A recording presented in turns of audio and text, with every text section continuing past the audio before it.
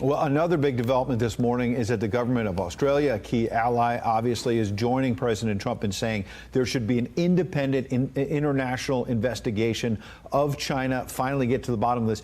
What are your thoughts on that, and how can it actually be successful if the director of this Wuhan lab won't even let independent investigators in?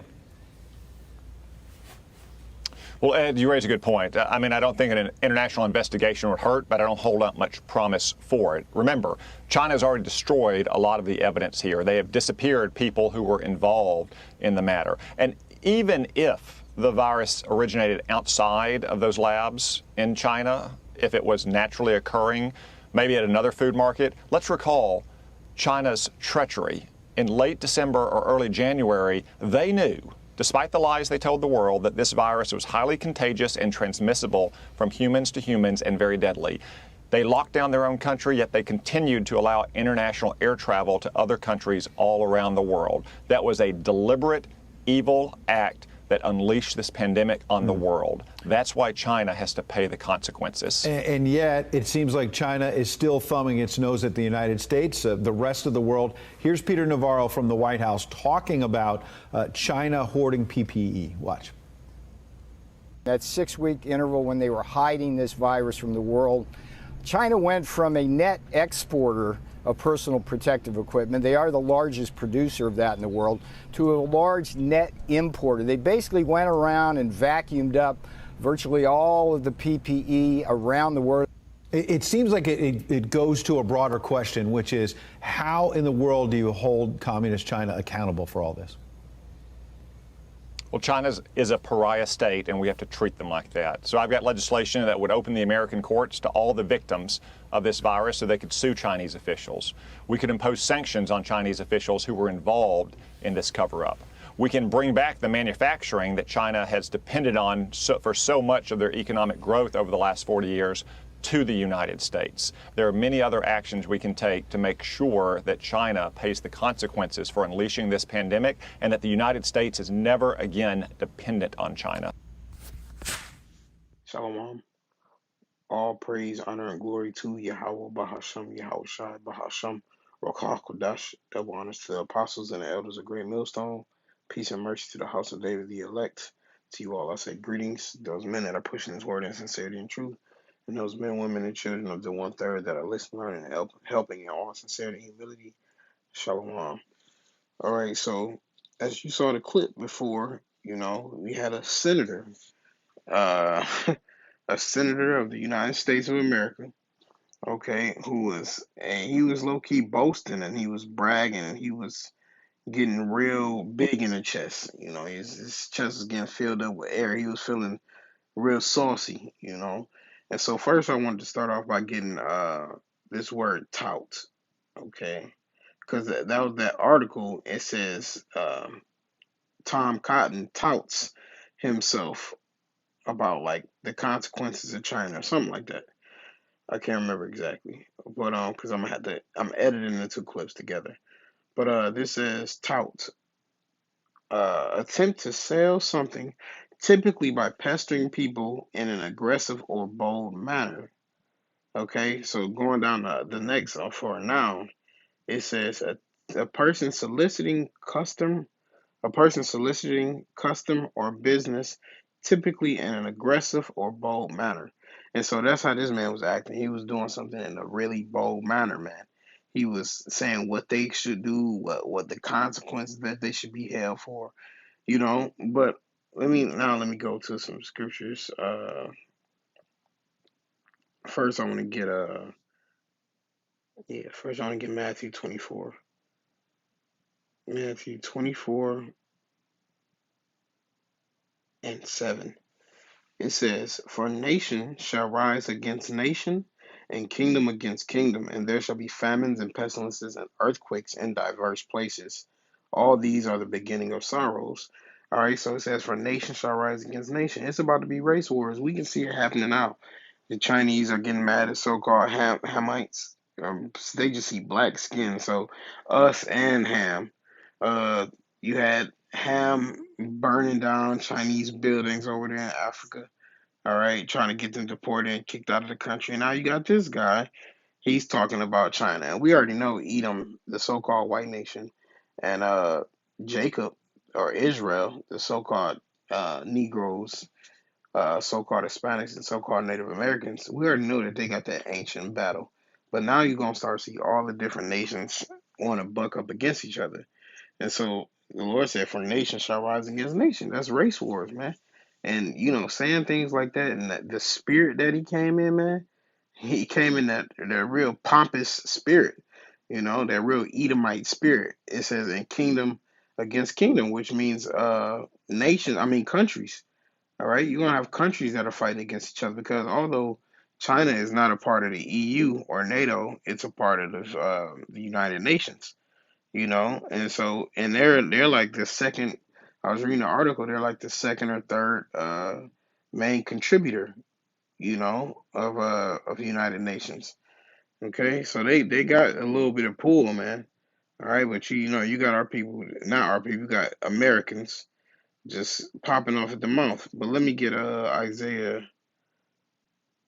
Let's see, Isaiah, hold on, 11. This is Isaiah 14:11.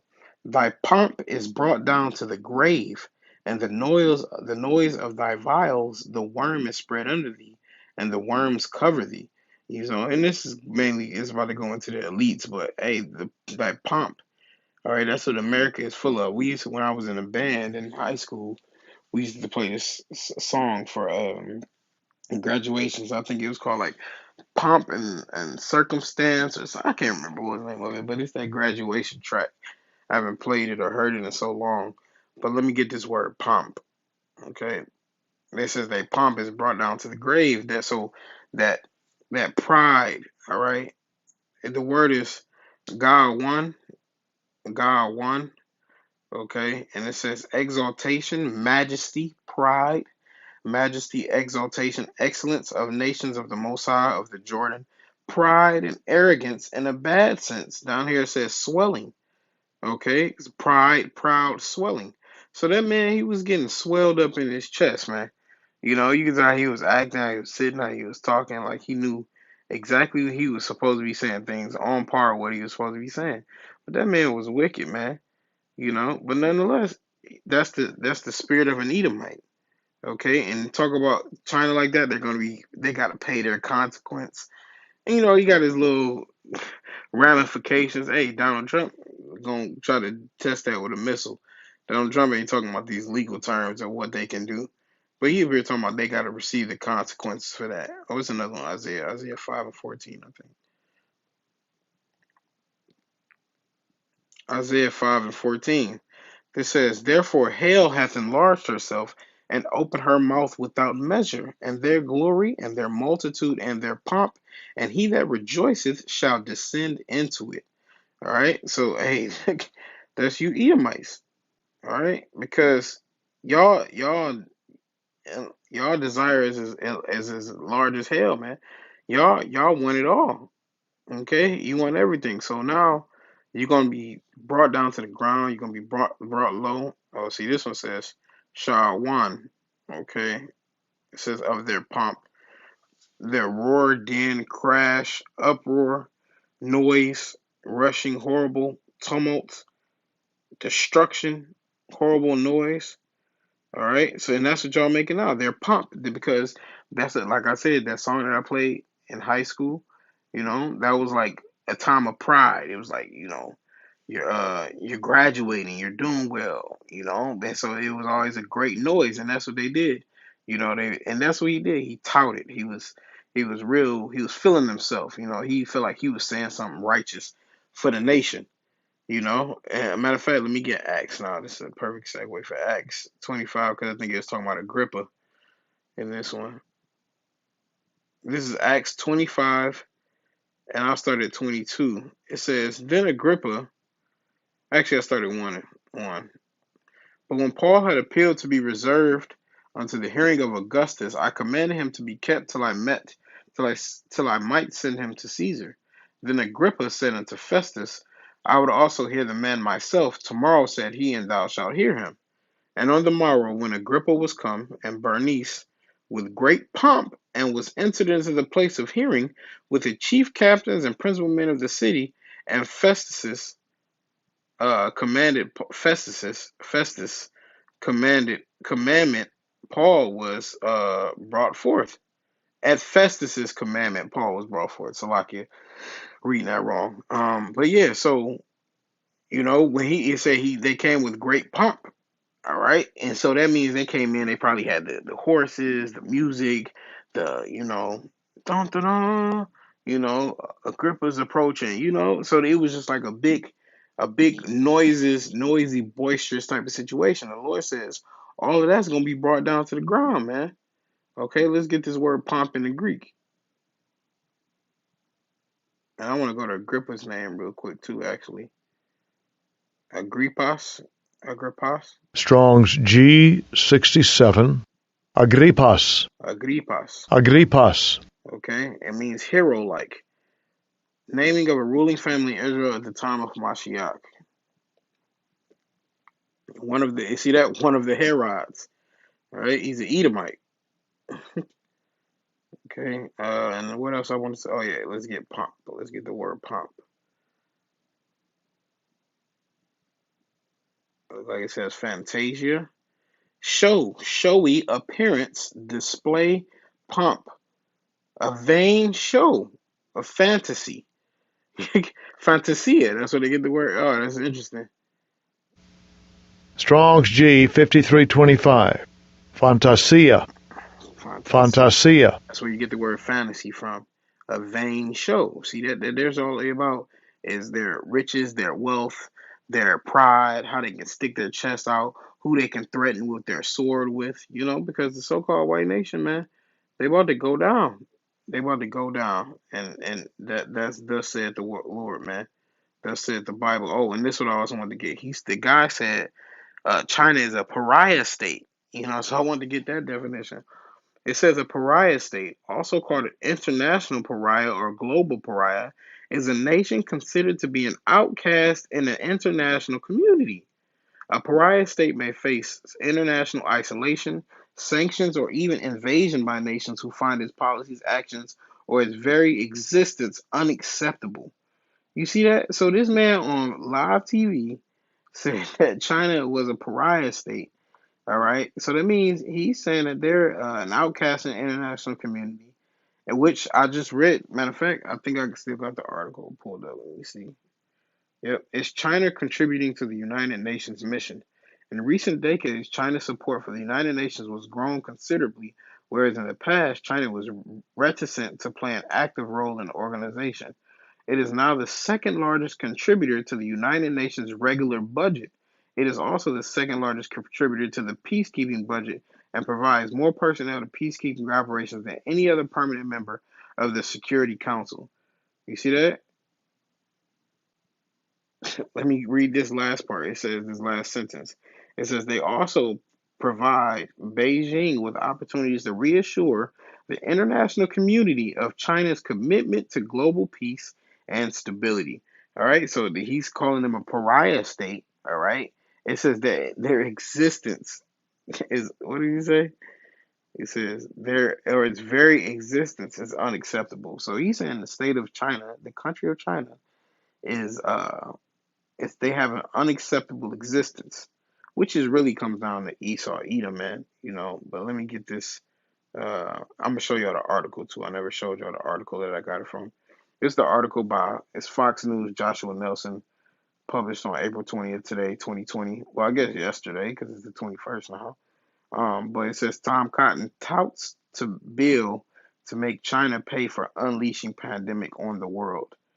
All right. So he's saying it's their fault that this coronavirus is widespread and they didn't do anything about it. But everybody's pointing the finger now. This is all a blame game.